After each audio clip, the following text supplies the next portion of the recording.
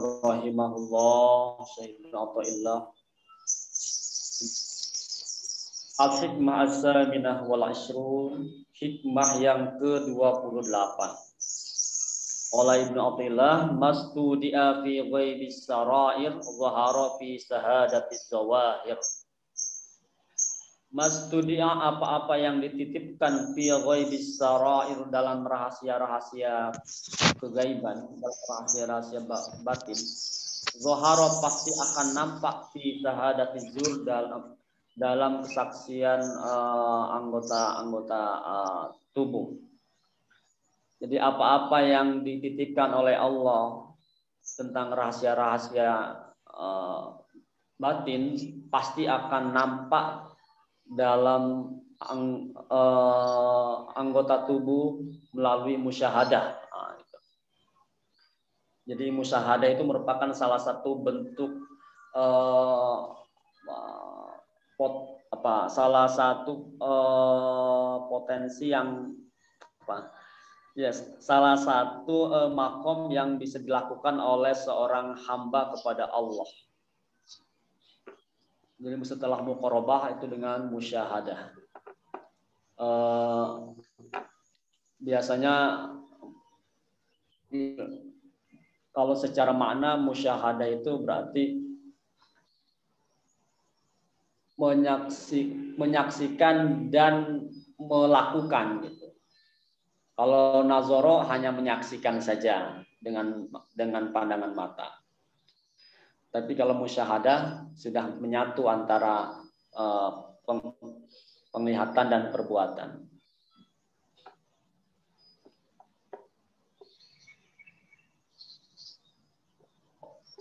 Qala Ibnu Ibad, pensyarah kitab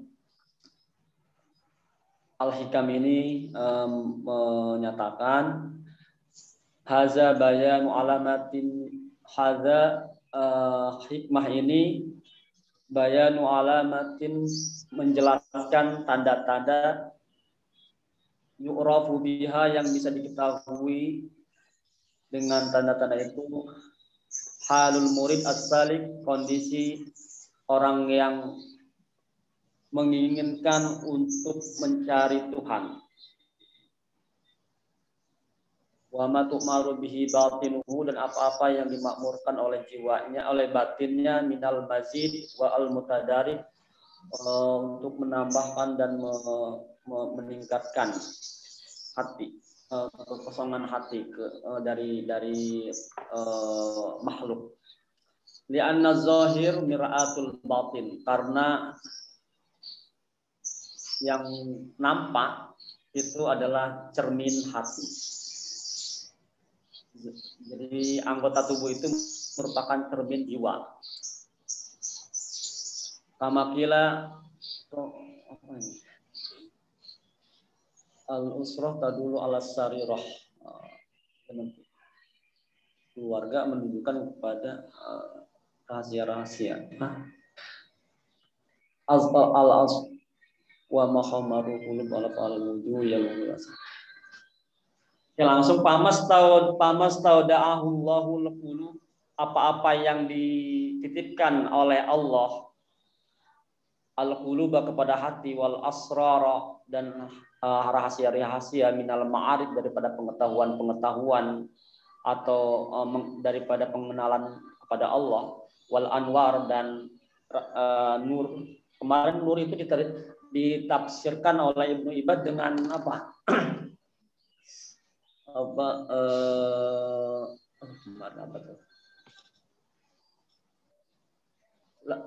Bisa dengan pengetahuan,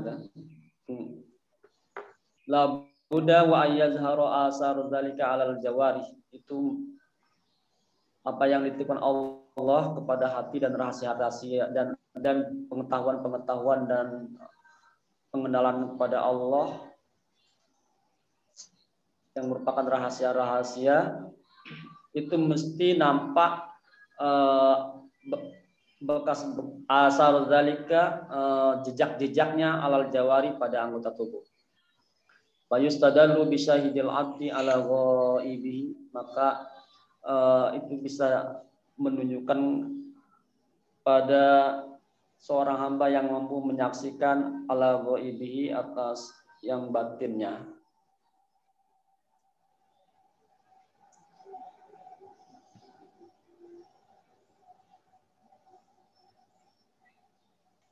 Qul Abu Hafs radhiyallahu anhu, husnu adabiz zahir unwanu husni adabizul batin.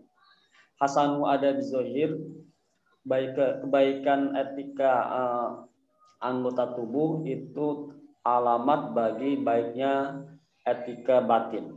Qala Nabi sallallahu alaihi wasallam, Nabi Muhammad sallallahu alaihi wasallam bersabda, "Law khasa'a qalbu hadza", seandainya hati ini khusyuk, khosa'at jawarihu, pasti akan khusyuk anggota tubuhnya.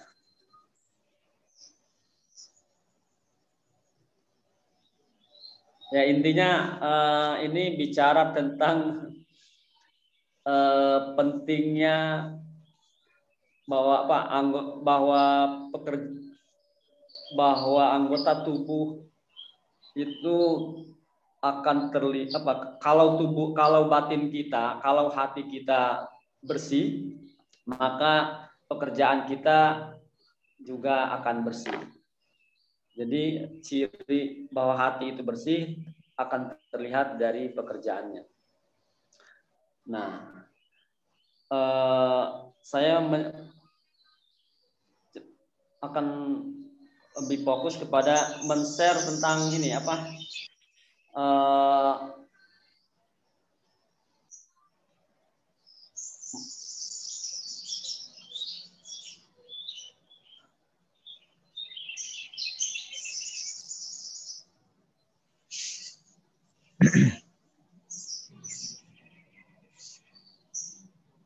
nah ini saya tadi malam mencoba membuat tentang ini kata kunci dari hikmah yang ke-28 itu kan bahwa hati yang bersih akan terlihat dari perilaku anggota tubuh manusia, seorang hamba. Nah, sekarang bagaimana kita melihat tentang hati manusia dalam Al-Quran. Nah, saya barusan mengumpulkan beberapa ayat Al-Quran yang bicara tentang hati. Di Al-Qalbu merupakan potensi spiritual manusia. Dalam surat Al-Hajj ayat 46 dinyatakan lahum qulubun ya'qiluna biha. Hati mereka memiliki hati yang bisa. Mang Andi, itu di view Mang Andi, PowerPoint-nya biar gede. Caranya gimana, Mang? Oh, ini bukan PowerPoint ya? Oh ya, kecilin. Ya udah deh, ya udah. Oke. PowerPoint kan? Kalau orang presentasi aja mah kayak orang. Diklik itu tuh di apa namanya? Kayak di slideshow gitu. Klik F5 bisa. Yang mana? F5. Tombol F5 paling atas. F1, F2 ya, F5 aja. Ini kelihatan. F5. Oh, kalau paling atas di samping F1. Ini ya? Nah, ya, begitu. Sip. Begitu. Lah ini dosen kok nggak bisa nge-view PowerPoint. Iya ini ya Allah. Ya, dilanjut. Kelupaan. Terima kasih Mas Mang. Ini saya dapat ilmu baru. udah lama nggak dipakai, jadinya lupa ini. Jadi kembali lagi ke lanjut. hikmah Ibnu Athaillah yang ke-28 bahwa hati yang bersih akan nampak pada anggota tubuhnya. Nah, sekarang bagaimana kita bisa melihat bahwa hati manusia dalam perspektif Al-Quran misalnya, atau apa yang disebutkan Al-Quran tentang hati atau qalbu. sebagai potensi spiritual manusia. Karena ini ya inilah yang menjadikan inti dari jiwa manusia.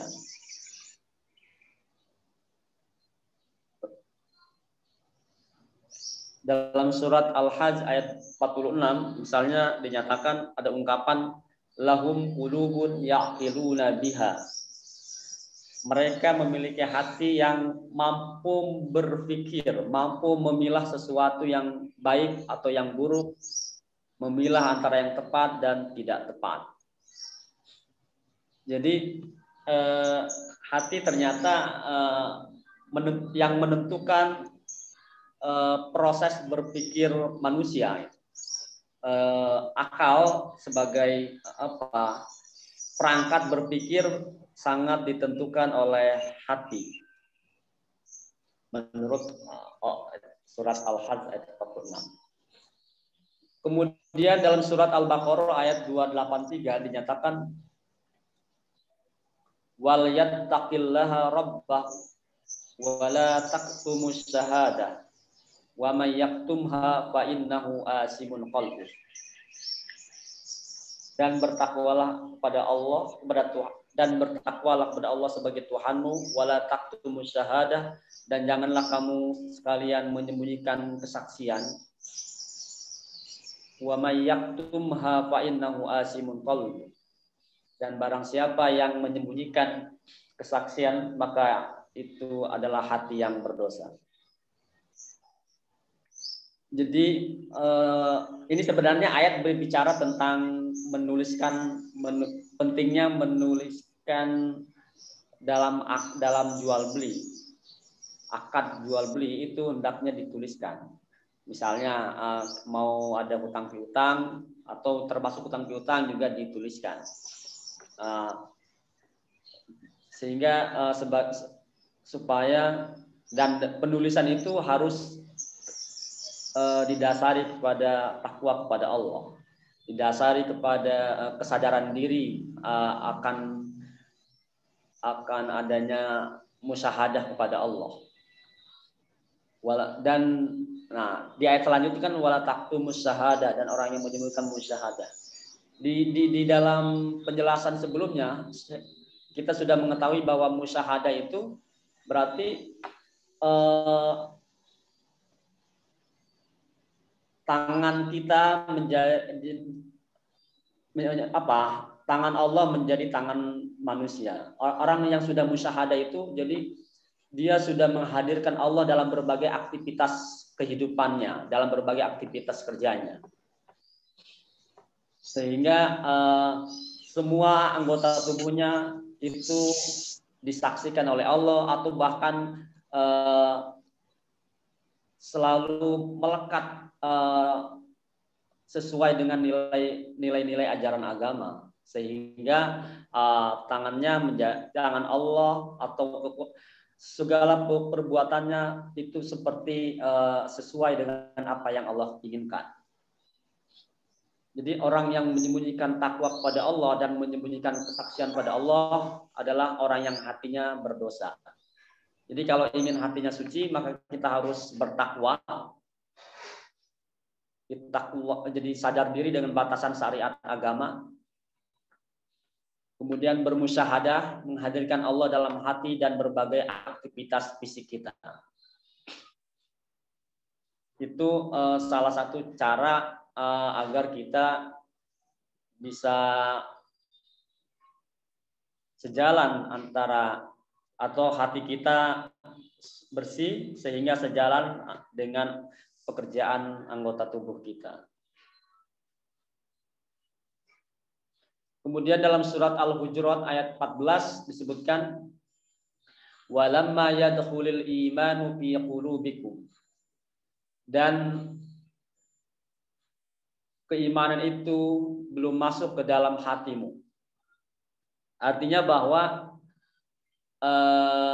di sini secara semantik bahwa hati merupakan tempat berkembangnya keimanan atau spiritualitas manusia. Sehingga kalau hatinya selalu diliputi dengan keimanan kepada Allah atau spiritualitas, maka hatinya menjadi bersih.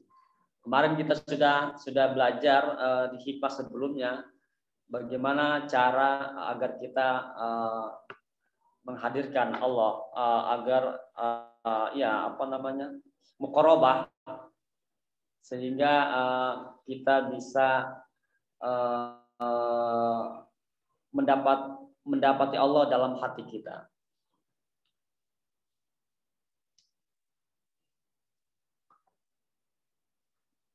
Kemudian di ayat selanjutnya dalam surat Al-Baqarah ayat 179 itu dijelaskan tentang beberapa potensi hati. Lakum fil qisasi hayatu ya ulil albab la'allakum tattaqun.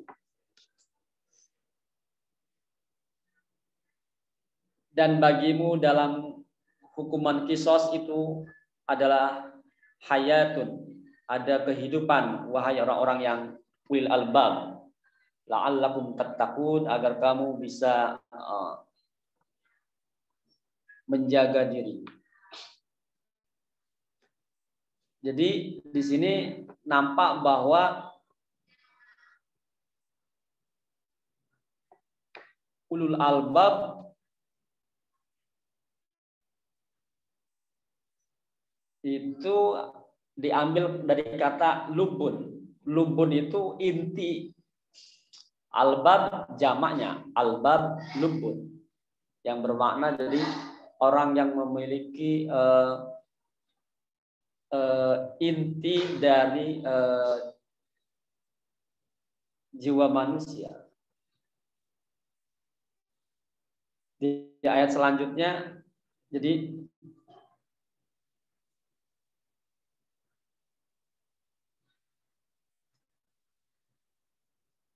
hati yang mampu mengambil hikmah terhadap suatu ajaran agama, ide atau fenomena yang terjadi disebutlah sebagai orang yang ulul albab. Kenapa disimpulkan seperti ini?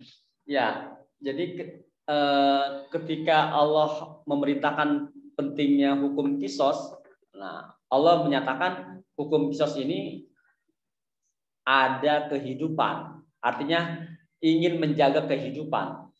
Gitu. Nah itu berarti tadi bahwa orang yang memahami hikmah kisos berarti sebagai ulul albab. Ulul albab itu ya orang yang memiliki inti dari hati. Cuman maknanya, jadi ulul albab itu adalah hati yang mampu mengambil hikmah terhadap ajaran agama tadi, hukum kisos, atau juga mengambil hikmah dari ide-ide, atau mengambil hikmah dari fenomena yang terjadi. Misalnya misalnya disebutkan dalam surat yang selanjutnya dalam Al-Baqarah ayat 269, tu'til hikmata may yasha wa may yu'tal hikmata faqad utiya khairan katsira wa ma yazakkaru illa ulul albab.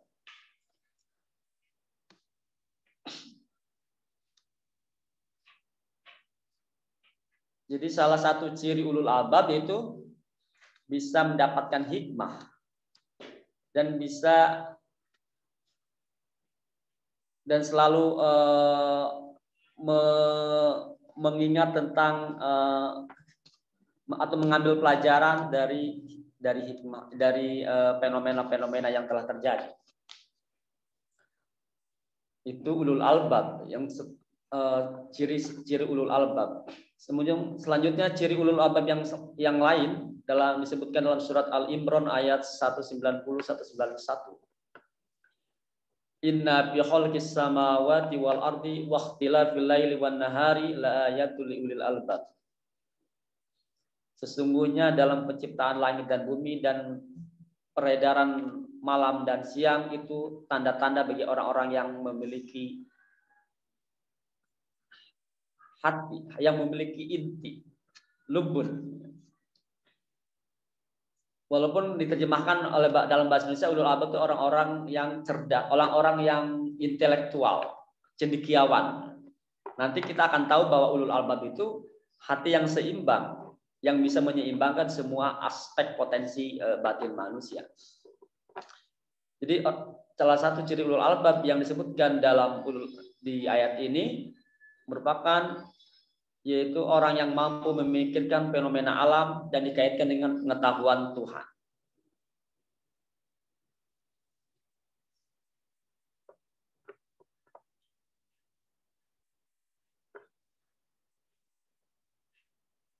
La yastabil khabisa wat tayyib walau a'jabaka kasratul khabis fattaqullaha ya ulul albab la'allakum tuflihun.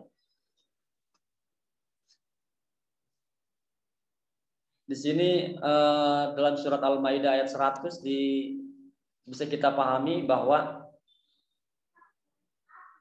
ulul albab mampu membedakan antara yang baik dan yang buruk. Kemudian di ayat selanjutnya Al-Imran ayat 159 bima rahmatin minallah lintalahum walau kunta fazzan ghalidhal qalbi lam faddu min hawlik. Di ayat ini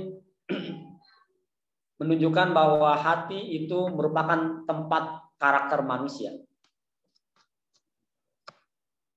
Dan di ayat selanjutnya Al-Hujurat ayat 14, hati yang taat kepada Allah dan Rasul-Nya adalah hati yang memiliki nilai-nilai spiritual, al-iman, atau keimanan.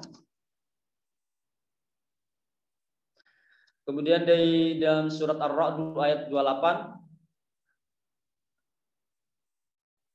bisa dipahami bahwa orang yang tenang hatinya adalah orang yang beriman kepada Allah,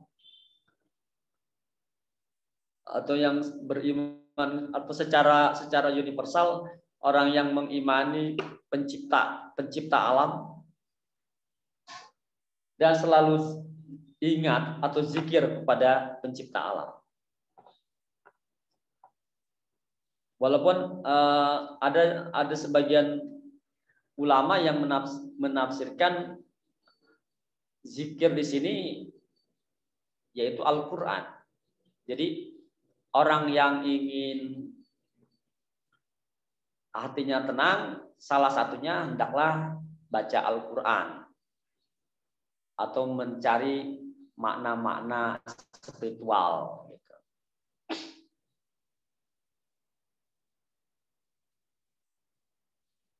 Nah, Fazlur Rahman sebagai tokoh pemikir Islam kontemporer yang mengajar di McGill University. Beliau orang Pakistan, kemudian diangkat jadi profesor di McGill University dan banyak buku-bukunya tentang yang seringkali dijadikan rujukan oleh para pemikir Islam kontemporer. Menurut beliau, hati yang banyak berbuat kejahatan dan yang itu bisa mengakibatkan lupa dengan perbuatan kebaikan. Akhirnya sulit mendapatkan petunjuk atau jalan Tuhan. Itu didasarkan pada surat Al-Lail.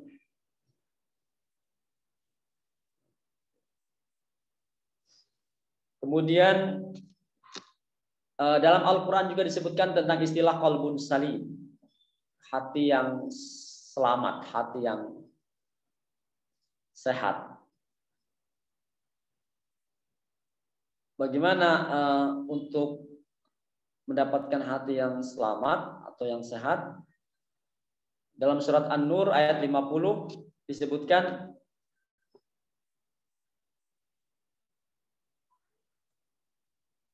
hendaknya kita senantiasa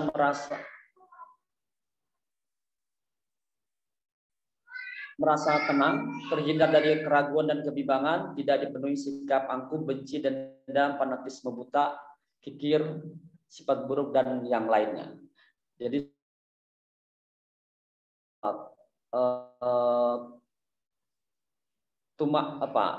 itminan. Jadi jiwanya selalu berusaha tenang dengan zikir kepada Allah dan selalu bersikap atau husnuzon atau memiliki sifat-sifat yang positif. Kemudian di ayat selanjutnya, qalbun salim itu walladzina ja'u min ba'dihim yaquluna rabbana ighfir lana wal ikhwanina alladzina sabaquna bil iman wa la taj'al fi qulubina ghillan lil ladzina amanu rabbana innaka ra'ufur rahim. Jadi supaya memiliki qalbun salim, hati yang sehat, selamat, hendaknya selalu istighfar dan memintakan ampun kepada siapapun menuju ke agar kepada siapapun yang baik yang sudah meninggal atau yang masih hidup gitu. Jadi itu salah satu cara untuk agar hati kita bersih. Kemudian dalam surat Al-Imran ayat 103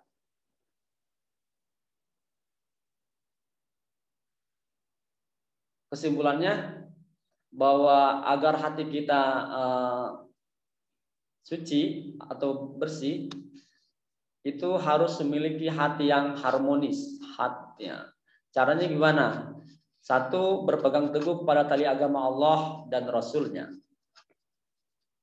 Artinya ya selalu menjadikan ajaran-ajaran agama sebagai timbangan kehidupan. Kemudian selalu tidak bercerai-berai atau bermusuhan dengan siapapun. Kemudian selalu mengingat nikmat Allah yang diberikan. Yang keempat, memiliki rasa persaudaraan. Yang kelima,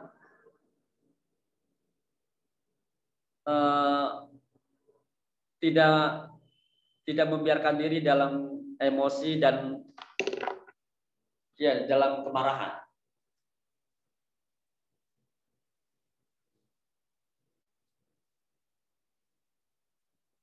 Mungkin itu yang saya bisa simpulkan dari hikmah Syekh Ibnu Athaillah yang ke-28. Yang tadi intinya bagaimana kita bisa mengelola hati sehingga anggota tubuh kita menjadi terlihat jadi hati yang baik akan menjadikan perbuatan kita menjadi baik pula gitu. Karena tidak mungkin orang yang mengaku dirinya mengenal Allah kemudian dia pekerjaannya banyak merugikan banyak orang, pasti itu dia jauh dari kesucian hati. Sementara hati itu menjadi, bahkan Al-Quran menyatakan Nabi Muhammad menurunkan Al-Quran kepada hati Allah menurunkan Al-Quran kepada hati umat Nabi Muhammad melalui hati Nabi Muhammad SAW. Jadi itu pentingnya kebersihan hati sehingga Nabi Muhammad sebagai manusia teladan itu mendapatkan wahyu Al-Quran karena kebersihan hatinya. Demikian Mang, mudah-mudahan ada masukan dari mamang-mamang kiai yang lain. Mohon maaf saya jika ada yang keliruan dan mudah-mudahan bisa ditambahkan. Assalamualaikum warahmatullahi wabarakatuh.